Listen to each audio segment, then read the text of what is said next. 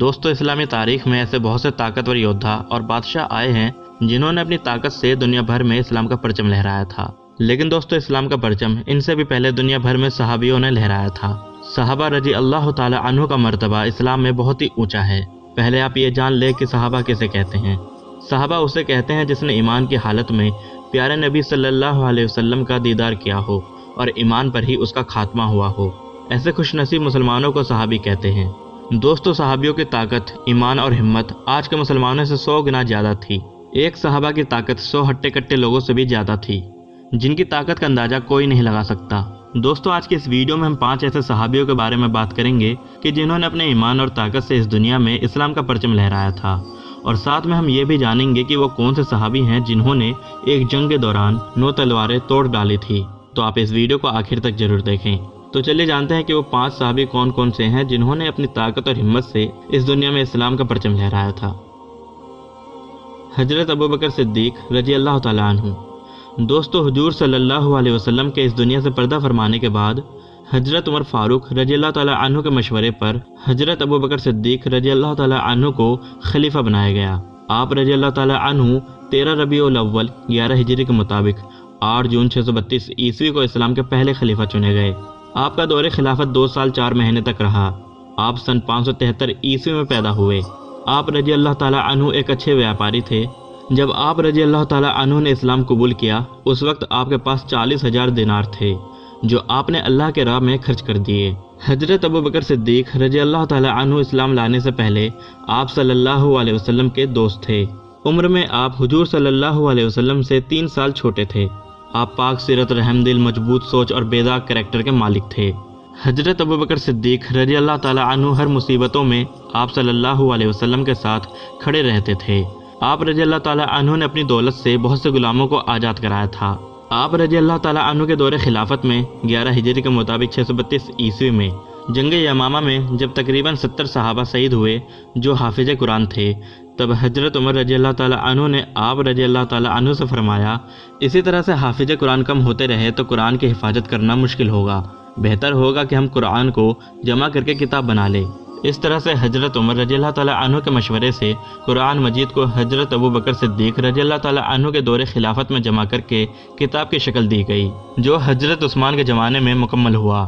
حضرت ابوبکر صدیق رضی اللہ تعالیٰ عنہ کا مرتبہ صحابہ کرام میں بہت ہی بلند ہے، کیونکہ آپ ہجرت مدینہ کے دوران حضور صلی اللہ علیہ وسلم کے ساتھ تھے، اس لیے آپ کو غار یار نبی بھی کہا جاتا ہے۔ آپ کا لقب صدیق اکبر ہے، جس کا مطلب تمام صدیق میں سب سے بڑا ہوتا ہے۔ آپ رضی اللہ تعالیٰ عنہ نے اپنے دور خلافت میں جھوٹے نبی و فتنہ فساد کرنے والوں سے اسلام کی حفاظت کی تھی۔ حضرت ابوبکر صدیق رضی اللہ تعالیٰ عنہ کی وفات 23 اگست 634 عیسوی کو 63 سال کی عمر میں مدینہ میں ہوا۔ آپ کی نماز جنازہ حضرت عمر فاروق رضی اللہ تعالیٰ عنہ نے پڑھائی۔ آپ کو روضہ رسول میں حضور صلی اللہ علیہ وسلم کے بغل میں دفن کیا گیا۔ حضرت عمر ابن الخطاب رضی اللہ تعالیٰ عنہ۔ حضرت ابوبکر صدیق رضی اللہ تعالیٰ عنہ کے وفات کے بعد حضرت عمر فاروق رضی اللہ تعالیٰ عنہ اسلام کے دوسرے خلیفہ بنے۔ آپ کی خلافت میں اسلام آدھی دنیا میں پھیل چکا تھا۔ آپ رضی اللہ تعالیٰ عنہ اسلام لانے کے بعد آدھی دنیا کے بادشاہ بنے۔ آپ رضی اللہ تعالیٰ عنہ نے 10 سالوں میں 22 لاکھ ورگ میل کے علاقے کو فتح کیا تھا۔ آپ رضی اللہ تعالیٰ عنہ ایک بہترین پہلوان اور گھڑ سوار تھے۔ حضرت عمر فاروق رضی اللہ تعالیٰ عنہ کا قبول اسلام سے مسلمانوں کے حوصلے بلند ہو گئے تھے۔ مکہ سے مدینہ ہجرت کے دوران حضرت عمر فاروق رضی اللہ تعالیٰ عنہ نے 20 صحابیوں کے ساتھ اعلان کر کے مدینہ کو ہجرت کی تھی۔ حضرت عمر فاروق رضی اللہ تعالیٰ عنہ کا دور خلافت اسلام کے وجے کا دور تھا۔ حضرت عمر کے دور میں اس زمانے میں 2 سب سے طاقتور سلطنت ایران اور روم کو مسلمانوں نے جنگ میں ہرایا تھا، اور عراق، ایران اور شام کی سلطنتوں میں اسلام کا جھنڈا لہرایا تھا۔ بیت المقدس یعنی یروشلم حضرت عمر رضی اللہ تعالیٰ عنہ کے دور میں ہی فتح ہوا تھا۔ حضرت عمر رضی اللہ تعالیٰ عنہ کا ٹائٹل فاروق تھا، جس کا مطلب حق اور باطل میں فرق کرنے والا ہوتا ہے۔ آپ ایک انصاف پسند بادشاہ تھے۔ آپ کے بارے میں حضور صلی اللہ علیہ وسلم فرماتے ہیں کہ میرے بعد اگر کوئی نبی ہوتا تو وہ عمر ہوتا۔ آپ کو مغیرہ بن شعبہ کے غلام الج ابو لولو فیروز نے فجر کی نماز کے وقت 2 دھاری چاقو سے وار کر کے زخمی کر دیا۔ آپ رضی اللہ تعالیٰ عنہ 3 نومبر 644 عیسوی ایک محرم کے دن اس دنیا سے الوداع ہوئے۔ حضرت عثمان ابن عفان رضی اللہ تعالیٰ عنہ جو حضرت عمر فاروق رضی اللہ تعالیٰ عنہ کی شہادت کے بعد اسلام کے تیسرے خلیفہ چنے گئے۔ آپ کو ذو النورین کا لقب حاصل ہوا کیونکہ آپ رضی اللہ تعالیٰ عنہ پہلے ایسے شخص تھے جنہوں نے نبی کریم صلی اللہ علیہ وسلم کی 2 بیٹیوں سے نکاح کیا تھا۔ حضرت عثمان غنی رضی اللہ تعالیٰ عنہ ایک مالدار بزنس مین تھے۔ آپ رضی اللہ تعالیٰ عنہ نے اسلام کو بڑھاوا دینے اور اسلام کو مضبوط کرنے کے لیے بے حساب دولت خرچ کیا۔ حضرت عثمان غنی رضی اللہ تعالیٰ عنہ اپنی سخاوت کی وجہ سے غنی کے لقب سے مشہور ہوئے۔ آپ رضی اللہ تعالیٰ عنہ کا دور خلافت 12 سال رہا۔ اس دوران اسلامی سلطنت دنیا کے چاروں طرف پھیل چکی تھی۔ آپ کے دور حکومت میں اسلام عرب سے نکل کر انڈیا، افغانستان، لیبیا، روم اور بھی بہت سے ملکوں تک پھیل گئی۔ آپ رضی اللہ تعالیٰ عنہ کے دور خلافت میں ہر طرف امن و امان تھا۔ آپ کی سخاوت اور نرم دلی نے لوگوں کو بہت ہی آرام دیا۔ اسی کا ناجائز فائدہ اٹھا کر بہت سے لوگوں نے آپ کے خلاف سازشیں رچی۔ 17 جون 656 عیسوی میں آپ اپنے گھر میں قرآن کی تلاوت کر رہے تھے، تبھی کچھ باغیوں نے آپ کے گھر میں گھس کے آپ کے اوپر حملہ کر دیا، جس کے بعد ان باغیوں نے آپ کو شہید کر دیا۔ حضرت عثمان غنی رضی اللہ تعالیٰ عنہ کو شہادت 17 جون 656 عیسوی کو نصیب ہوئی۔ حضرت علی ابن ابی طالب رضی اللہ تعالیٰ عنہ حضرت عثمان غنی رضی اللہ تعالیٰ عنہ کی شہادت کے بعد اسلام کے چوتھے خلیفہ چنے گئے۔ حضرت علی رضی اللہ تعالیٰ عنہ محمد صلی اللہ علیہ وسلم کے چچا جاد بھائی اور داماد تھے۔ جہاں سے دنیا کی بہادری ختم ہوتی ہے، وہاں سے حضرت علی کی بہادری شروع ہوتی ہے۔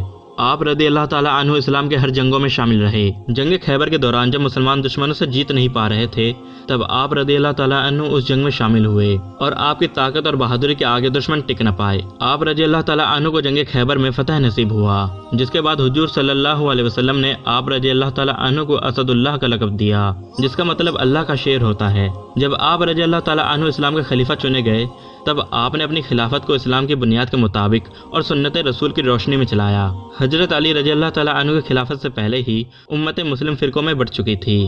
آپ رضی اللہ تعالیٰ عنہ نے امت مسلم کو جوڑنے کی پوری کوشش کی، لیکن صورتحال بگڑتی چلی گئی اور لوگوں کی ایک بہت بڑی تعداد آپ کے دشمن ہو گئی۔ ایک دن فجر کی نماز کے وقت دشمنوں نے آپ پہ حملہ کر کے آپ کو زخمی کر دیا اور 2 دن بعد 661 عیسوی کو آپ کو شہادت نصیب ہوئی۔ حضرت خالد بن ولید رضی اللہ تعالیٰ عنہ جو دنیا کے اتہاس کے ایسے یودھا ہیں جنہوں نے اپنی پوری زندگی میں 200 سے زیادہ جنگیں لڑی تھی اور اپنی پوری زندگی میں انہوں نے ایک بھی جنگ نہیں ہاری۔ اللہ کے نبی محمد صلی اللہ علیہ وسلم نے حضرت خالد بن ولید کو سیف اللہ یعنی اللہ کی تلوار کا لقب دیا تھا۔ حضرت خالد بن ولید کے زمانے میں مسلمانوں کی حکومت ایک سپر پاور تھی۔ زمین ان کے سجدوں سے کانپتی تھی اور میدان جنگ ان کی تلواروں سے گونجتا تھا۔ اس کے سینی کے گھوڑے کے قدم جس زمین پر پڑ جاتی، وہ زمین ان کی سلطنت میں مل جاتی۔ آپ رضی اللہ تعالیٰ عنہ جہاں کھڑے ہو جاتے، وہاں دشمنوں کا سر جھک جاتا۔ آپ نے اپنے دور میں اس زمانے کی بڑی بڑی سپر پاور سلطنت کو ختم کر دیا تھا۔ حضرت خالد بن ولید نے جنگ متاح میں دن بھر لڑتے ہوئے 9 تلواریں توڑ ڈالی تھی۔ کافروں نے جب یہ منظر دیکھا تو ڈر سے ہتھیار ڈال دیے۔ آپ کے جسم کا کوئی ایسا حصہ نہ تھا جہاں تیر، تلوار، نیزے کے زخم کا نشان نہ ہو۔ اس کے باوجود آپ جنگ میں شہید ہو کر نہیں بلکہ بستر پر بیمار ہو کر مرے تھے۔ آپ رضی اللہ تعالیٰ عنہ نے اس زمانے کے سپر پاور رومنز کو جڑ سے ختم کر دیا تھا۔